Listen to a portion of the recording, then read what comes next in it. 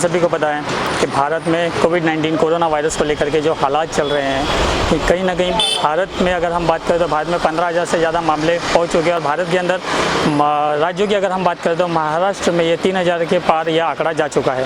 और महाराष्ट्र की राजधानी मुंबई की अगर हम बात करें तो मुंबई में ये आंकड़ा 2,000 को पार कर चुका है। तो कहीं ना कहीं जिस तरीके से एक मजहबी रंग देने की कोशिश मेन स्ट्रीम मीडिया ने की है, मुख्य धारा की मीडिया ने की है, या यूँ कहें जो सोशल मीडिया पे जिसे गोदी मीडिया कह करके पुकारा जा रहा है कि मानो जिस तरीके से चीन के वुहान शहर से ना निकल करके हमारे भारत के दिल्ली से निकला हो, इस तरीके का एक माहौल बनाया गया, जाति रंग दिया गया, धार्मिक रंग दिया गया। अब यहाँ ये आग दिल्ली से मुंबई तक भी पहुँच चुकी है। मेन स्ट्रीम मीडिया जो है यहाँ पर आकर के तहकीकात कर रही है। आप यहाँ देख सकते हैं, यहाँ पर ये जोगेश्वरी एजुकेशन ट्रस्ट है, इसके बगल में मिल्लत हॉस्पिटल भी है। जो बताया जा रहा है कि मौलाना साहब के कनेक्शन या उनके तार यहाँ तक जुड़े हो सकते हैं, ये बात अलग है। लेकिन अगर हम गौर करें इस बात को तो मीडिया जिस तरीके से इस पहलू को उठा रही है, बढ़ चढ़ के हिस्सा ले रही है, मौलाना साहब के मामले को, तबलीग जमात के मामले को देखा जा रहा है। तो कहीं ना कहीं अगर हम पुलवामा अटैक की बात करते हैं तो पुलवामा अटैक में 350 किलो RDX कहाँ से आया, इस बात की तहकीकात मेन स्ट्रीम मीडिया क्यों नहीं करती, क्यों नहीं पता लगाती, क्यों वो IB और पुलिस और सेंट्रल ब्यूरो का काम खुद करती नज़र आ रही है, खासकर कोरोना का मामले में। यानी कि एक तरह से हम यूँ कहें कि जिस तरीके से मेन स्ट्रीम मीडिया ने जो आग लगाई है तो कहीं ना कहीं कोरोना का धर्म परिवर्तन हो चुका है। कोरोना यानी इस्लामिक मुसलमान हो गया है और भाजी सब्जी की तरकारी की बात अगर हम करें तो वो कहीं ना कहीं हिंदू होती हुई हमें नज़र आ रही है। मेन स्ट्रीम मीडिया ने भारत में बढ़ती कोरोना की संख्या का मुख्य केंद्र दिल्ली के निज़ामुद्दीन तबलीग जमात के मरकज़ को बना दिया। इसी के साथ भारत में मुसलमानों को मानो एक घृणा की नज़रिए से देखा जा रहा है। यानी भारतीय मीडिया के मुताबिक मानो कोरोना वायरस चीन के वुहान से नहीं बल्कि भारत की राजधानी दिल्ली से ही निकला हो। धार्मिक रंग रूप देने में भारतीय मीडिया एक हद तक कामयाब भी हो चुका है।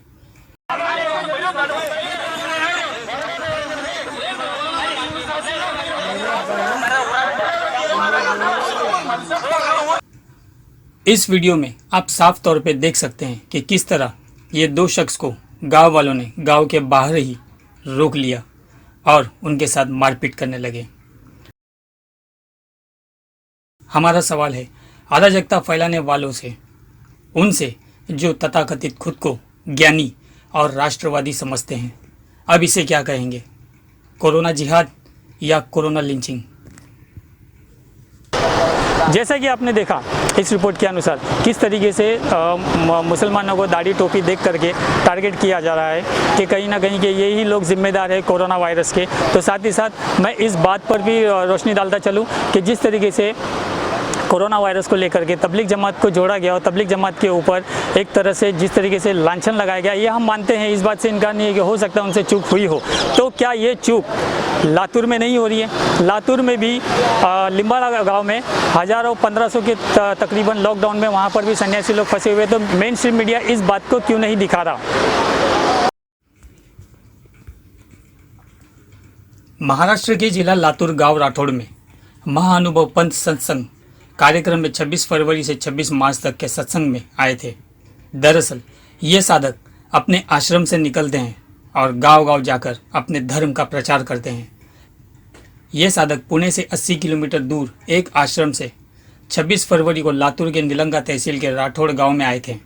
ये 1 महीने का सत्संग कार्यक्रम कर 26 मार्च को अपने आश्रम जाना चाहते थे, लेकिन देश में अचानक लॉकडाउन की घोषणा के बाद ये अब तक यहीं फंसे हुए हैं।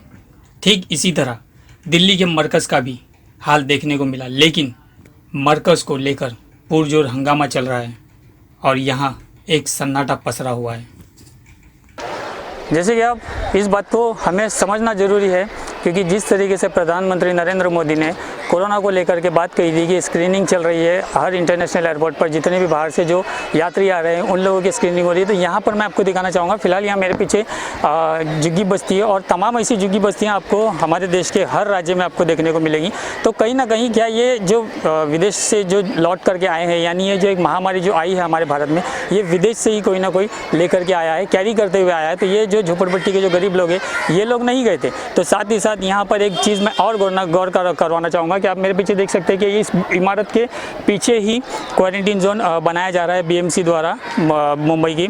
तो वो कहीं ना कहीं वो भी एक खतरे की घंटी बनती हुई नज़र आ रही, क्योंकि यहाँ के जो आम नागरिक हैं, आम लोग हैं, उन लोगों को ये खतरा बना हुआ है कि यदि कोई पॉजिटिव मिलता है तो उस एरिया को पूरी तरीके से सीज किया जाता है। तो यहाँ से अगर इस रास्ते से आप देख सकते हैं, यहाँ पर इस सड़क से ही वो उस पेशेंट को लेकर के जाया जाएगा, यहाँ से कोरोना के पेशेंट को यहाँ इस पीछे की तरफ उसको लेकर के जाया जाएगा। तो कहीं ना कहीं इस बात को भी गौर करना होगा शासन को, प्रशासन को, कि ये जो मामला है इसकी स्थिति गंभीर बनती हुई नज़र आ रही है। ये बात अलग है कि एक डायलॉग बन चुका है, डायलॉग डिलीवरी बन चुकी है कि हर पकड़ा गया मुसलमान आतंकवादी क्यों होता है और मुसलमान आतंकवादी नहीं है। इस तरीके के अमूमन हमें डायलॉग देखने को मिलते हैं। तो कहीं ना कहीं जहाँ पे ये केस मिल रहे हैं वहाँ ज़्यादातर मुसलमान ही क्यों मिल रहे हैं, इस तरीके के भी अभी मसले यहाँ पर हमें देखने को मिल रहे हैं। वीडियो जर्नलिस्ट कमलाकर सूर्यवंशी के साथ मैं Syed Aslam, Maharashtra wise web news, MVW news, Mumbai.